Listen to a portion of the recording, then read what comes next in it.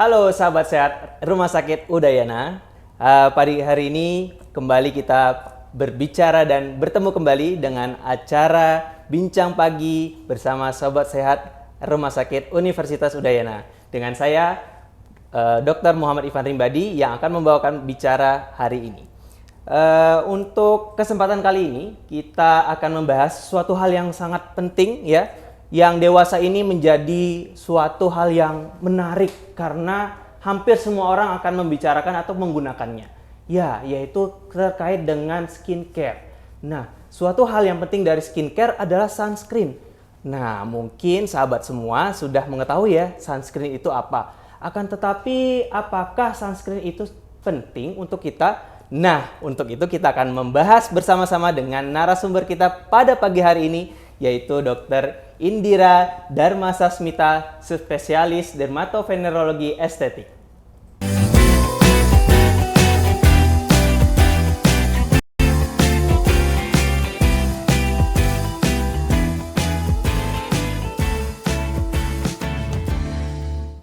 Iya, kembali lagi sahabat sehat Rumah Sakit Universitas Udayana semuanya. Kali ini kita sudah bersama dengan narasumber kita ya, yang tentunya kita akan ngobrol banyak nih terkait dengan sunscreen. Ya, saya perkenalkan lagi narasumber kita pada pagi hari ini, Dr. Indira Darmasasmita, spesialis dermatovenerologi estetik. Selamat pagi, dokter. Selamat pagi, Dokter Ivan. Iya. Gimana kabarnya, dokter? Sehat ya? Baik. Semangat iya. pagi. Oh, semangat pagi ya, dok ya. Mumpung pagi sesuai dengan perbicaraan kita pagi ini, yaitu bincang pagi ya, dok ya. Oke. Nah, ini semua mungkin sahabat-sahabat sehat RS Unut saat ini sudah menunggu nih, dokter, terkait dengan penggunaan sunscreen. Iya. Dan ya seperti yang kita bahas sebelumnya tadi, ya sunscreen ini udah menjadi suatu hal yang umum ya, dok ya. Betul. Bahkan diperjualbelikan di supermarket mungkin sudah ada sekarang, dokter. Betul. Nah, sebelumnya, dok, sebenarnya sunscreen itu apa sih, dok? Iya. Jadi memang sunscreen itu memang salah satu basic skincare ya yang sudah sangat umum banget sekarang kita temui, dan kayaknya sekarang masyarakat pun udah aware banget ya tentang pentingnya sunscreen. Sebenarnya sunscreen itu adalah suatu skincare yang fungsinya itu untuk melindungi dari sun exposure. Jadi merupakan suatu UV protection. Untuk bahannya itu bisa berbagai macam ya, ada bentukannya powder, bentukannya lotion, juga ada bentukannya kayak semacam gel. Nah, itu tergantung nih kita perlunya yang mana. Baik, dok, berarti suatu basic skincare ya. Betul. Berarti sebenarnya harus ada ya, dok ya, karena Benar. basic itu suatu hal yang harus ada seperti benar. dasar Jadi, ya, dok. Jadi basic skincare itu buat cowok, buat cewek itu sebenarnya penting banget ya kita punya 3 basic skincare, mau cewek atau cowok. Sekarang kan udah sama ya, semua skincare itu cowok dan cewek pakai juga. Jadi minimal pakai facial wash, moisturizer, dan yang terpenting UV protection, sunscreen. Nah, sunscreen ini memang banyak sekali, ada tipe-tipenya juga. Jadi tergantung sama kebutuhan kita apa. Baik, dokter. Iya, jadi seperti itu ya, sahabat semuanya. Nah, seperti ini, dok. Namanya kan tadi sunscreen ya, dok. Betul. Ya. Apakah sunscreen ini harus digunakannya ketika kita keluar ruangan, atau sebenarnya sunscreen ini juga bermanfaat, dok, ketika Iya. kita di dalam ruangan, dok? Benar, ini banyak banget juga ditanyain ya sama pasien, sama siapapun ingin tahu ya. Sebenarnya sunscreen itu cuman berguna saat kita mau keluar rumah. Enggak ya ternyata. Jadi UV rays itu kan ada UVA, ada UVB, ada UVC. Nah, ada nih UVA yang itu bisa tembus sama kaca.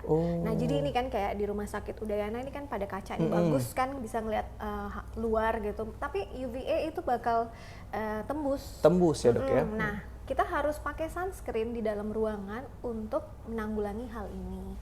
Jadi kalau misalnya kita pakai sunscreen cuma saat keluar ruangan aja itu salah ya. Jadi kerjaan yang di dalam ruangan atau misalnya kerjaan yang jarang keluar itu pun harus tetap pakai sunscreen. Oh, jadi gitu ya, dok ya.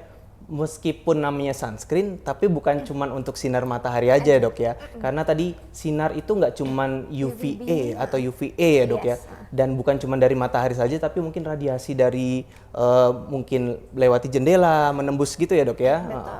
kalau terkait dengan sinar yang dari komputer seperti itu dok, apakah sunscreen ini memiliki efek juga dok? Iya, tergantung jenis sunscreennya. Itu namanya sinar light blue ya kalau nggak salah.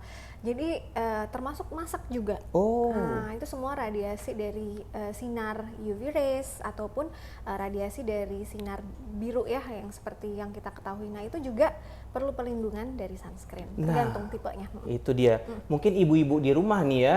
Jadi ketika masak itu juga ternyata ada paparan sinar ya dok ya. Jadi sering banget ya pasien bilang nih datang keluhan dengan flek ya. Padahal saya di rumah aja Oh masak, iya, benar. jarang keluar rumah, cuman keluar pas jemput anak. Tapi kok fleknya parah misalnya ya. Jadi ya itu memang karena ternyata sunscreen itu juga harus di-apply ya, di-reapply juga nanti ya untuk walaupun di dalam ruangan aja nih kerjaannya. Baik, nah itu dia sahabat semuanya. Nah sebenarnya ini dok, kan tadi dokter sudah bilang bahwasanya sunscreen ini ada berbagai macam jenis ya dok ya. Nah yang sering saya lihat itu kalau belanja di supermarket tuh ada yang tulisannya 30 SPF, 50 SPF, 100 SPF atau SPF itu dok. Nah itu sebenarnya apa dok dan apa perbedaannya dok? Ya, jadi gini, SPF itu artinya Sun Protection Factor. Nah, Sun Protection Factor itu dia SPF itu tergantung untuk berapa persen mampukah dia melindungi kulit kita itu dari UVB. Nah, sedangkan PA itu memang fungsinya untuk melindungi dari sinar UVA. Nah, kan biasanya PA plus kayak gitu ya. Nah, jadi kalau semakin dia tinggi, semakin lama kita perlu reapply. Jadi tergantung itu, misalnya nih SPF 15, SPF 30 itu biasanya kita harus reapply-nya kurang lebih setiap 30 menit sampai 1 jam. Sedangkan untuk yang SPF-nya lebih tinggi, SPF 50 itu biasanya kita harus reapply itu setiap 2 jam hingga 3 jam. Jadi itu fungsinya SPF itu. Dan untuk setiap sunscreen yang mencantumkan SPF dan PA itu harus melalui uji praklinis terlebih dahulu. Seberapa besar dia bisa melindungi kulit biasanya. Berarti nilai yang tercantum di kemasannya itu tadi menentukan juga ya dok ya berapa lama dia bisa melindungi. Dan berapa lama kita harus reapply ya dok. Benar. Ya. Nah terkait dengan tanda plus-plusnya itu tadi dok, itu maksudnya seperti apa dok? Sama, jadi dia seberapa kuat melindungi dari UVA. Jadi semakin sedikit A-nya, plusnya ya, dia persennya atau coveragenya itu lebih ringan dibandingkan yang plusnya lebih banyak. Nah ini tergantung juga ya sama kebutuhannya kita. Sebenarnya kalau kulit orang Indonesia itu kan kita dilewati garis ekuator ya, jadi memang secara morfologis itu memang kulit kita itu diproduksi sel melaninnya itu lebih banyak sehingga kulit kita warnanya kulit sawo matang ya kan. Beda sama orang-orang yang dengan four season. Kayak misalnya orang Jepang, orang China, orang ataupun yang Korea ya itu dia four season. Jadi dia bersinar terik matahari itu cuma 4 bulan kan summer ya. Jadi itu dah kenapa yang ingin saya tekankan di sini bahwa memang sunscreen itu proteksinya nggak cuman untuk sunburn, tapi juga untuk sel kanker. Nah, kalau untuk orang dengan tipe kulitnya Fitzpatrick type 1 itu tipe kulit yang orang four seasonnya yang lebih putih gitu dok ya. Itu tuh justru lebih berbahaya karena dia sangat lebih mudah untuk terjadi skin cancer. Sedangkan kalau kita itu sebenarnya kulit yang cantik itu bukan kulit yang putih, tapi kulit yang lembab dan sehat, terlindungi dari UV ray salah satunya. Makanya kenapa penting banget dalam basic skincare itu kita menggunakan sunscreen. Oh iya dok, berarti dengan penggunaan sunscreen ini juga bisa menjaga kelembaban kulit juga ya dok? Benar, tergantung juga kandungannya. Jadi sunscreen kan ada yang mengandung zat aktif lainnya. Itu tergantung dari skincare-nya. Jadi yang paling utama itu minimal kita pakai 3 basic skincare. 3 basic skincare yang tadi itu ya. Dan PA plus itu melindungi dari UVA. UVA itulah yang menyebabkan skin cancer. Nah, kalau SPF itu kan melindungi UVB. Itu yang melindungi dari sunburn. Jadi itu ya sobat semuanya. dilihat kembali kemasan sunscreennya ya. Di situ ada tulisannya PA dan ada juga UVA protection, sun SPF. protecting factor Protecting atau factor. SPF Yes. ya tadi ya. Nah, semakin tinggi tadi semakin lama Jarang. kita untuk bisa reapply ya, seperti Betul. itu dok ya. Baik. Nah, untuk sobat semuanya itu tadi ketika memang ada pertanyaan ya, boleh diketik di kolom komentar ya, nanti kita akan sama-sama diskusi sama dokter Indira nih. Mumpung ada ahlinya nih ya. Oke. Oke, kita lanjut ya dok ya. Terkait dengan sunscreen ini, mungkin gimana sih dok cara kita menentukan sunscreen yang tepat dok? Apakah terkait dengan kondisi kulitnya masing-masing dok? Apakah ada sunscreen itu yang untuk acne prone atau yang mungkin mudah iritasi atau bagaimana dok kira-kira? Betul, itu pertanyaan yang bagus sekali dan juga banyak sekali orang bertanya ya. Jadi pemilihan tipe sunscreen itu tergantung dari jenis kulit kita. Jadi kalau misalnya nih tipe kulitnya kering, itu lebih bagus pilih sunscreen yang tipenya bentukannya lotion. Lotion, Mbak. Tapi kalau misalnya acne prone kayak lebih mudah jadi jerawat, itu pilih sunscreen yang bentukannya powder atau bentukannya yang agak gel. Jadi dia cepat keringnya. Jadi itu tergantung, kalau yang kulitnya normal, yang kombinasi itu boleh yang mana aja. Nah, satu lagi ada tipe kulit sensitif. Tipe kulit sensitif itu emang kadang-kadang ini ya, kita harus coba-coba. Jadi skincare itu cocok-cocokan. Jadi belum tentu misalnya di tipe kulit kita itu bermasalah, di tipe kulit yang lain itu nggak bermasalah, itu belum tentu ya. Jadi memang tergantung tipe kulitnya. Iya. Dok, ini ada pertanyaan nih dari Citra Anjasmara. Nah, seperti yang kita diskusikan tadi, Dok. Ini izin bertanya, Dokter. Oh, iya. Untuk saya yang acne prone, sebaiknya pilih sunscreen yang bagaimana, Dok? Ya. Nah, Benar, ini sesuai sama pertanyaan ini barusan tadi ya. Ya, memang Oke. banyak yang akan bertanya pasti. Jadi tipe acne prone itu adalah tipe kulit yang berminyak ya. Jadi emang dia cenderung memang nggak cuman secara hormonal, misalnya masa usia puber berminyaknya banyak gitu, tapi memang dia sehari-hari pun kulitnya berminyak ya. Nah, acne prone ini memang harus dibarengin juga dengan facial wash yang tepat, moisturizer yang tepat, dan sunscreen yang tepat. Itu ya basic skincare. Jadi untuk sunscreen untuk tipe acne prone itu sebaiknya pilih yang mineral sunscreen, yang type-nya mineral sunscreen.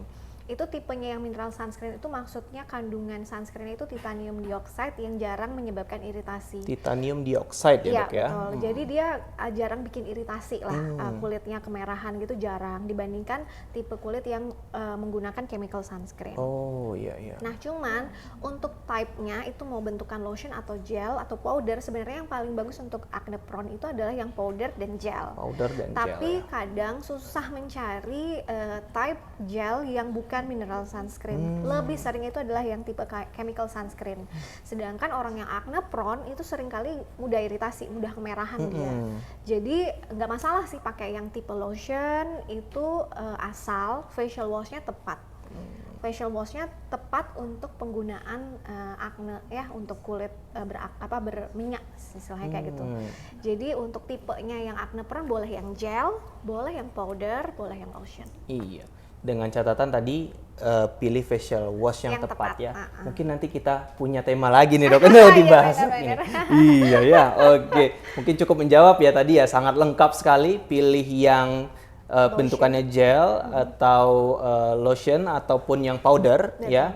Tapi diusahakan yang mineral sunscreen ya. Kalau untuk yang acne prone ya. Jadi dicari yang isinya titanium dioxide ya, Dok ya. Oke. Physical atau mineral sunscreen. Physical atau mineral sunscreen. Oke. Nah, itu tadi teman-teman semuanya, sahabat sehat RS Unut yang berbahagia, bahwasanya ketika memilih sunscreen itu juga ternyata tidak asal-asalan ya, tidak asal comot aja di supermarket terdekat Anda kayak gitu. Jadi dipertimbangkan dulu jenis kulitnya kalian itu seperti apa. Seperti itu, Dok ya. Betul, Oke. benar. Nah, sebenarnya, Dok, untuk sunscreen ini kan tadi mungkin untuk usia dewasa itu udah banyak ya, Dok ya. Macam-macam produknya seperti yang dokter bilang tadi. Sedangkan mungkin sekarang ini yang lagi hits juga ini terkait dengan anak-anak, Dok. Nah, apakah sunscreen ini juga perlu digunakan pada anak-anak, Dok? Kadang-kadang kan anak ini harus berjemur gitu, Dok. Nah, itu kira-kira bagaimana, Dok? Jadi sebenarnya kapan sih anak-anak itu udah bisa pakai sunscreen ya? Kalau misalnya untuk penggunaan moisturizer itu sebenarnya udah dari baru lahir pun baby baru lahir itu udah harus digunakan moisturizer, karena moisturizer itu kan fungsinya untuk memperbaiki skin barrier, sedangkan anak yang bayi yang baru lahir itu skin barriernya belum sempurna istilahnya gitu. Nah, kapan dia boleh diberikan sunscreen? Karena kan sunscreen tentunya ada bahan kimia ya. Jadi ada bahan titanium dioxide itu adalah jenis sunscreen jenis bahan kimia yang melindungi dari UV rays. Nah, untuk di kulit bayi itu nggak sensitif atau nggak bikin iritatif itu saat usia 6 bulan. 6 bulan ya dok ya. Jadi konsensusnya sih bilang untuk usia 6 bulan itu kulit sudah lumayan lah bisa terproteksi. Mulai terbentuklah pelembab di dalam kulitnya, kemudian skin barriernya lebih nggak rentan dibandingkan bayi baru lahir. Sehingga untuk penggunaan sunscreen memang agak ada usianya ya, jadi nggak sama kayak moisturizer yang diberikan bisa langsung setelah lahir. Jadi setelah usia 6 bulan itu sebenarnya baby udah boleh digunakan sunscreen. Terutama nih kalau misalnya babynya diajak keluar, kemudian kalau untuk berjemur yang vitamin D gitu asal tergantung juga sama UV index. Nah, ini juga pentingnya UV index. Jadi UV index itu ada boleh di-download di handphone, itu banyak banget aplikasi UV index. Itu tergantung dari lokasi kita tempat tinggal. Benar. Jadi kalau di Indonesia ya, keseringan itu UV index yang berbahaya itu di atas jam 9:30. Iya. Setelah udah di atas jam 9:30 udah pakai sunscreen, harus anak baby pun pakein sunscreen gitu. Setelah usia 6 bulan. Karena kan sebelum usia 6 bulan jarang ya ada dibawa keluar ya dok ya. Biasanya ya, karena juga kepercayaan, terus habis itu yang lain juga kan. Memang setelah 6 bulan biasanya kulit bayi itu sudah bisa menerima bahan yang ada di kandungan sunscreen. Oh, berarti itu tadi ya. Mau anak bayi ataupun anak balita tetap harus menggunakan sunscreen ya ketika berkeluar dari rumah. Dengan catatan juga tadi kita juga melihat UV index ya dok ya. Betul. Kayaknya di aplikasi weather-nya teman-teman semuanya ini pasti sudah ada. Iya, betul. Diinfokan bahwasanya sekarang UV indexnya 10 atau 12 sangat high. Nah, itu berarti sudah harus menggunakan sunscreen. Benar. Dok, ada pertanyaan lagi nih dok dari okay. Nita PRN. Nah, izin bertanya dokter, setiap kali saya pakai sunscreen, setelahnya kok kulit saya makin gelap ya dok, kayak hiperpigmentasi. Wah, udah tahu hiperpigmentasi nih dok. Itu karena apa ya dok, dan bagaimana solusinya? Oke. Terima kasih Nita atas pertanyaannya ya. Jadi memang kenapa bisa hiperpigmentasi atau malah agak hitam ya ketika menggunakan sunscreen? Itu tergantung jenis sunscreennya yang mana, benar. Karena itu yang sebelumnya saya sudah infokan, tergantung tipe jenis kulit dan jenis sunscreennya. Apakah sunscreennya menyebabkan iritasi? Kalau menyebabkan iritasi, kulit itu pasti akan kemerahan. Nah, after inflamasi itu bisa hipopigmentasi, bisa hiperpigmentasi. Nah, si Nita jadi hiperpigmentasi. Jadi kemungkinan kamu iritasi sama sunscreennya dan perlu diganti mungkin sunscreennya. Itu yang pertama bisa kita lakukan. Itu yang pertama, kemungkinan yang pertama iritasi. Kemungkinan yang kedua mungkin Nita kurang cukup untuk mereapply. Jadi reapply. Nah, tergantung nih sekarang sunscreennya SPF PA++ berapa. Ya, jadi kalau misalnya SPF-nya yang sunscreen yang Nita pakai SPF 15 itu harus di reapply setiap 30 menit. Kalau SPF-nya 30 harus di reapply 1 sampai 2 jam. Kalau SPF-nya 50 itu harus di-reapply setiap 2 hingga 3 jam. Jadi itu ya Nita ya, bisa jadi dua kondisi ya, apakah memang iritasi terhadap bahannya ya dok. Betul. Ya, atau kurang reapply. Bisa jadi kurang reapply nih ya, jangan-jangan nih ya, cuman sekali pakai ini. Nah, bisa jadi seperti itu ya dok ya. Untuk mengurangi ya Nita pertanyaan yang tadi, untuk mengurangi kondisi iritasi penggunaan sunscreen, itulah kenapa kita harus pakai basic skincare. Harus digunakan moisturizer terlebih dahulu, baru deh sunscreen, baru bedak kayak gitu. Nah itu ya, jangan kebalik ya. Kalau bedak dulu baru sunscreen, hilang bedaknya dok ya. Benar-benar. Oke, semoga yang jawab ya Nita ya. Oke, nah kita masuk ke yang lain ya dok ya. Ini sebenarnya kalau untuk mendapatkan perlindungan yang maksimal itu dok, kita itu harus mengulang berapa kali ada nggak dok ya? Misalnya harus 5 kali atau bagaimana tergantung dengan kondisinya dok? Betul, ya. Ini juga sering jadi pertanyaan ya, reapply itu kapan aja. Jadi kan ada nanti dibaca setiap beli sunscreen. Nanti ada tipe sunscreen yang waterproof, ada juga yang enggak ya. Kalau misalnya nih kalian berkeringatnya lebih banyak, kemudian berenang misalnya, atau pokoknya basah sehingga sunscreennya cepat pudar, itu reapply-nya harus lebih cepat. Misalnya walaupun dia SPF-nya 50 itu kan tiap 2 sampai 3 jam. Tapi kalau kamu keringetannya banyak, sering hapus keringat atau malah lagi berenang, ya itu lebih cepat lagi harus reapply-nya setiap 1 jam. Jadi tergantung kondisinya juga, lagi ngapain ya, dan kondisi lingkungannya juga. Baik. Berarti tergantung kondisinya ya. Kalau misalnya keringetan gitu ya dan harus diseka gitu dok ya, mungkin harus di-apply walaupun belum 1 jam misalnya seperti itu dok ya. Karena takutnya sudah hilang ya, terlap oleh sekaannya tadi ya dok. Benar, karena kan ada beberapa tipe sunscreen yang dia nggak waterproof. Kenapa? Karena tipe sunscreen yang waterproof itu bakal bikin akne, berjerawat. Jadi makanya jangan sering-sering di wajah digunakan sunscreen yang waterproof karena dia nutup pori. Nah, itu nggak cocok banget buat acne prone. Jadi kalau misalnya ada sunscreen yang waterproof, misalnya kita mau buat berenang, itu nggak apa-apa. Karena kan pasti akan lebih cepat dia terseka ya sama air. Jadi nggak lama-lama, nggak sering-sering ditutup pori-porinya dan nggak dipakein make up juga kan kalau berenang. Jadi nggak akan bikin jerawat kalau misalnya pakai yang waterproof terus berenang. Tapi kalau untuk sehari-hari jangan. Betul dok. Oh dok, ada pertanyaan lagi nih dok dari @Vini Stefani sepertinya ya. Izin bertanya dokter, penggunaan sunscreen spray ini dok. Nah, untuk reapply apakah cukup? Mengingat sediaan spray itu ya tidak merata bila disemprotkan dok. Nah, ini juga dok, kan tadi ada yang mungkin maksudnya yang powder kali ya dok ya, yang spray. Iya, yang spray itu yang dia aerosol. Oh, aerosol. Nah, ini belum kita omongin berarti. Iya betul, karena jadi memang ada tipe yang kayak gini dan lumayan hits juga ya, karena kan gampang nih tinggal set gitu doang ya. Cuman kalau dilihat nih ada beberapa penelitiannya, jika dibandingkan yang tipe spray, kemudian tipe powder, sama tipe lotion, di antara ketiga itu yang paling coverage melindungi adalah yang tipe lotion. Nah kalau untuk yang spray itu kan dia aerosol, jadi dia ada yang kebuang-kebuang gitu, jadi ada yang tidak terlindungi. Cuman dia gampang, misalnya nih kapan kita menggunakan yang spray, misalnya kita lagi make up full. Make up kondangan siang-siang misalnya, kan nggak mungkin ya kita pakein reapply yang lotion. Nah itu nggak apa-apa nih kita pakein yang spray tapi lebih sering aja dipergunakan. Jadi emang tergantung kondisinya. Jadi bukan tak bilang yang spray nggak bagus, tapi karena dia akan sangat membantu ketika kita lagi make up berat.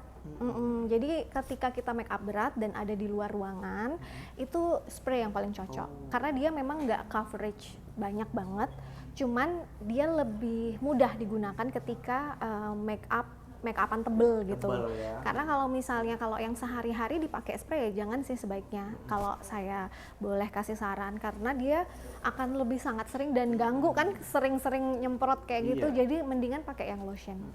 Benar ya dok ya, berarti spray ini kan dia aerosol ya dok ya. Betul. Berarti ketika memang disemprotkan ada kemungkinan dia tidak nempel ya dok ya, karena mungkin saja ada AC disentor gitu ya dok ya, jadi ketiup seperti itu ya dok ya. Benar. Nah tapi dengan kondisi tertentu misalnya make up wisuda atau bagaimana yang harus foto keluar nanti ya dok ya, berarti spray ini sangat bermanfaat karena cukup praktis seperti itu. Betul, praktis. Tapi catatannya tadi perlu banyak di reapply berarti ya dok ya, karena takutnya tadi proteksinya itu nggak seperti yang di lotion gitu ya. Oke. Mungkin bisa menjawab ya tadi pertanyaannya cukup menarik nih, soalnya tadi kita belum bahas tentang spray ya dok. Iya, ternyata ada tipe sunscreen spray dan justru itu memang lagi hits karena mudah mudah dan sekarang udah berbagai merek ya dok ya. Dan berbagai SPF juga nih katanya seperti itu dok ya. Benar-benar. Nah, terkait dengan penggunaan sunscreen ini dok, katanya nih dok, saya pernah dengar kalau misalnya semakin tinggi SPF-nya itu katanya juga ada risiko misalnya karsinogenik, itu benar nggak sih dok ya? Jadi ya ada yang menceritakan seperti itu ya. Ya jadi gini, Sebenarnya yang bikin karsinogenik itu bukan bahan sunscreen-nya, tapi sinar UVA-nya. Sinarnya. Sinar UVA-nya yang harus kita protect dengan menggunakan sunscreen. Cuman selalu saya infokan ke pasien juga, hanya menggunakan sunscreen aja nggak cukup, apalagi kalau misalnya kita ada acara ngaben nih, kan acara ngaben, acara adat-adat yang harus di luar terus-terusan, kan itu benar-benar kita direct sun UV rays ya, dan lama. Itu mau nggak mau ya kita harus ada perlindungan dengan menggunakan physical protection. Dengan payung, dengan topi, dengan jaket yang kayak gitu. Jadi nggak cuma bisa sunscreen doang. Nah, jadi kemungkinan yang menyebabkan karsinogenik itu yang pertama bisa genetik. Ya, jadi kan ada tipe kulit yang warnanya sawo matang, tapi dia menginherit genetic skin cancer. Nah, itu sebenarnya yang cenderung yang bisa kita memungkinkan menyebabkan skin cancernya.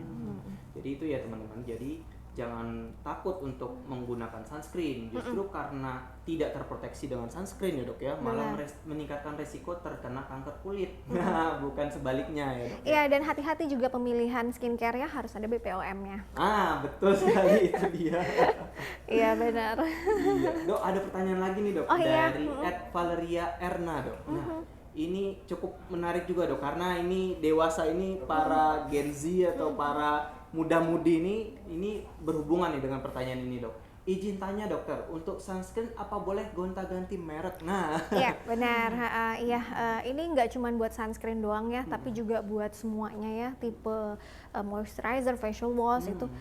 Sebenarnya nggak ada dokter kulit itu nggak menyarankan juga sebenarnya ganti-ganti merek. Tapi kalau misalnya kamu nggak cocok, kenapa nggak boleh ganti merek ya kan? Jadi sebenarnya kenapa sih yang menyebabkan orang ganti merek sunscreen, kan dia kayak ini ada yang infonya lebih oke nih, ini ada yang lebih oke, ini coveragenya lebih oke, ini harganya oke dengan coverage yang segini. Sebenarnya kan itu ya, nyoba-nyoba sebenarnya nggak apa-apa sih kalau nyoba-nyoba, cuman ada kemungkinan besar iritasi ketika nyoba-nyoba. Nah itu dah karena skincare itu kan cocok-cocokan, itu yang pertama. Jadi belum tentu skincare ini jelek karena nggak cocok di kamu, mungkin aja ada bahan di skincare itu yang iritatif di kamu.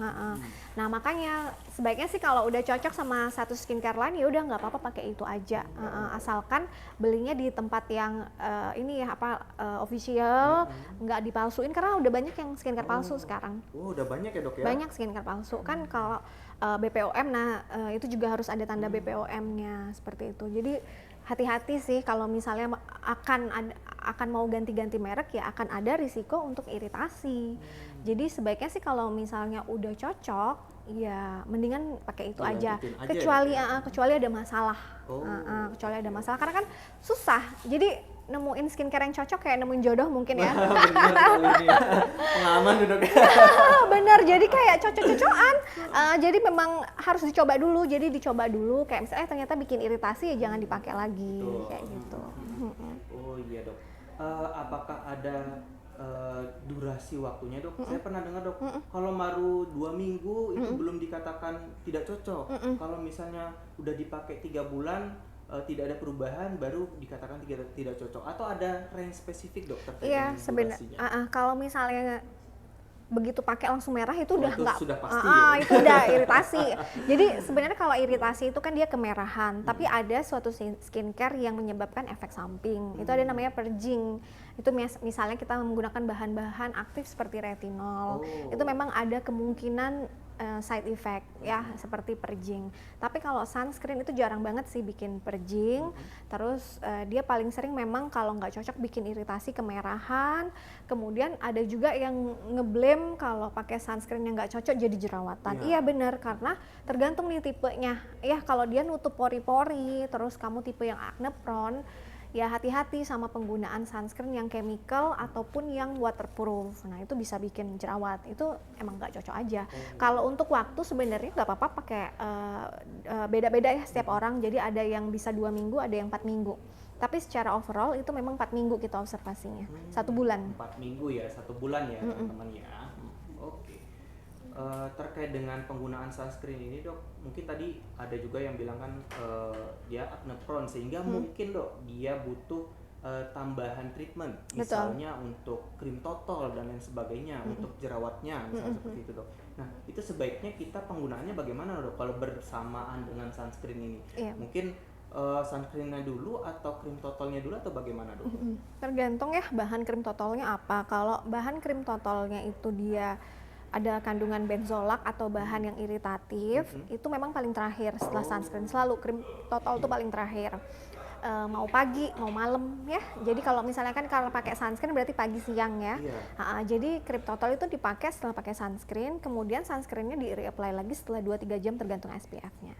Oh, jadi begitu ya teman-teman ya. Kalau pakai krim totol yang ada bahan yang sifat iritatif atau yang menggigis kulit gitu ya dok ya, seperti BPO ya dok ya, atau tretinoin seperti itu. Tretinoin nggak dipakai pagi ya. Iya, BPO ya.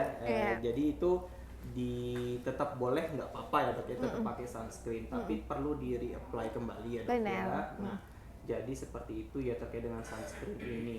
Nah, jadi teman-teman semuanya, sunscreen ini cukup menarik ya. Ternyata banyak sekali pertanyaan terkait dengan sunscreen ya dok ya. Karena dewasa ini sunscreen ini sudah semakin banyak.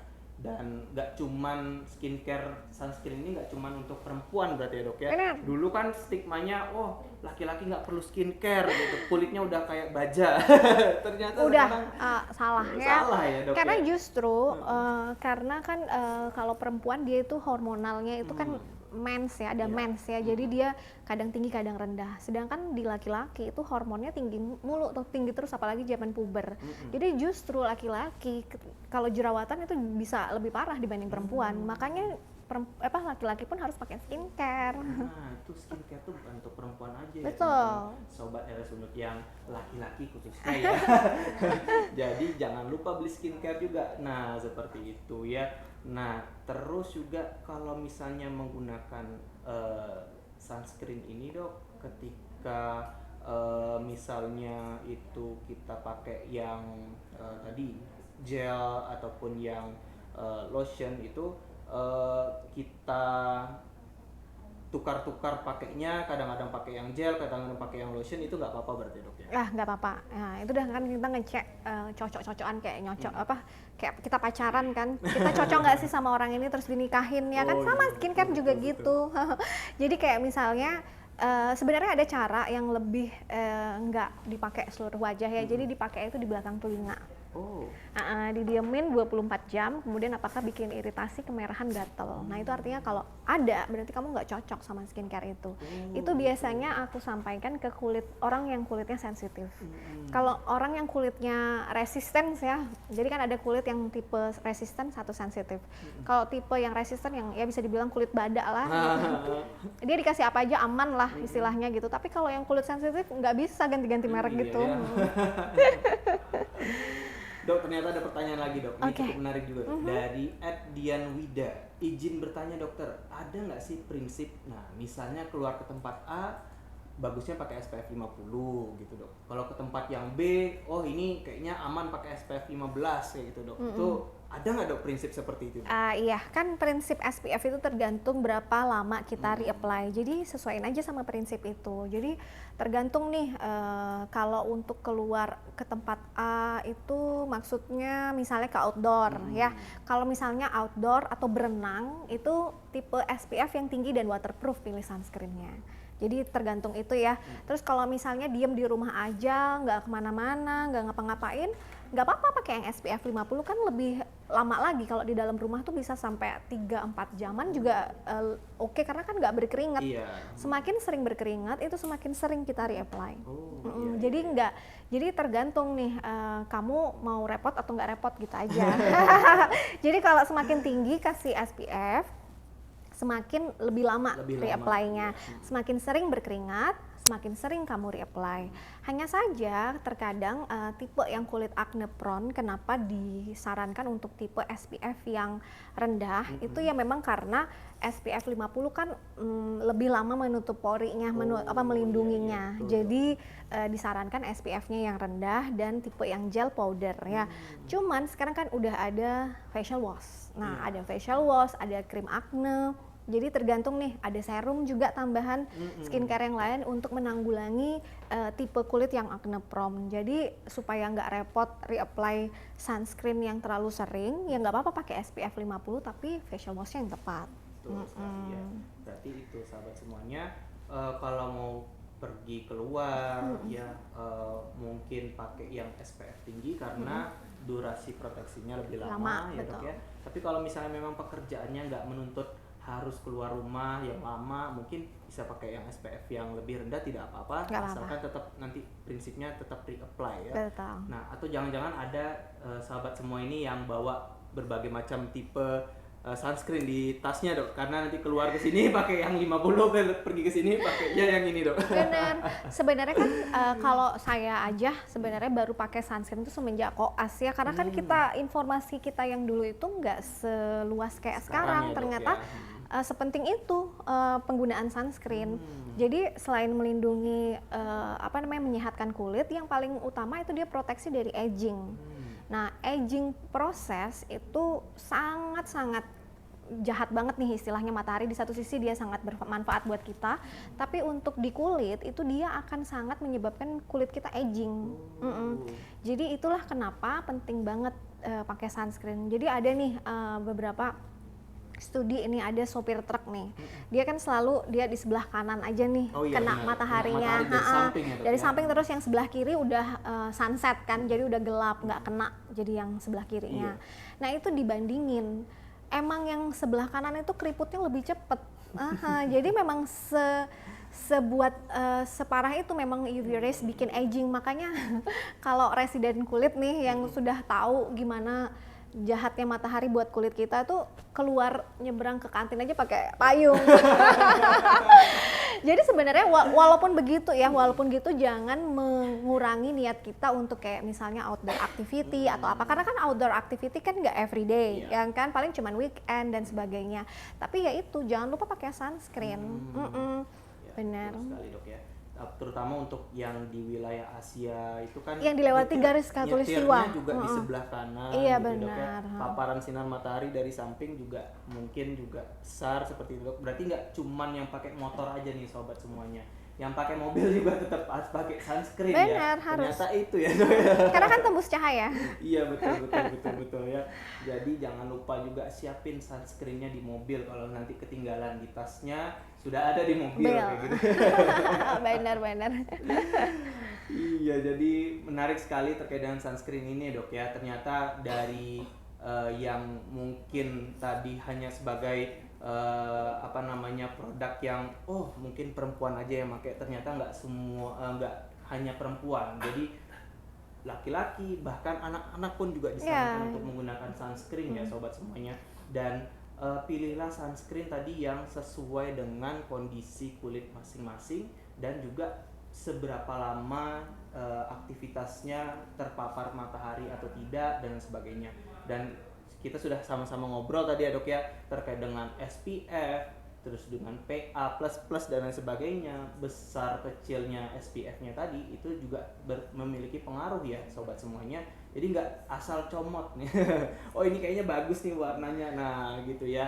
Jadi semuanya itu perlu dipertimbangkan ya dok ya. Bukan tergantung siapa brand ambassador. Iya, bukan siapa brand ambasadornya juga itu ya. Nanti lihat, wah ini ganteng nih, kayaknya sunscreen-nya bagus gitu. Ya, jadi seperti itu ya sobat semuanya. Kalau misalnya sunscreen ini kita kan tadi masuk ke basic skincare ya dok ya.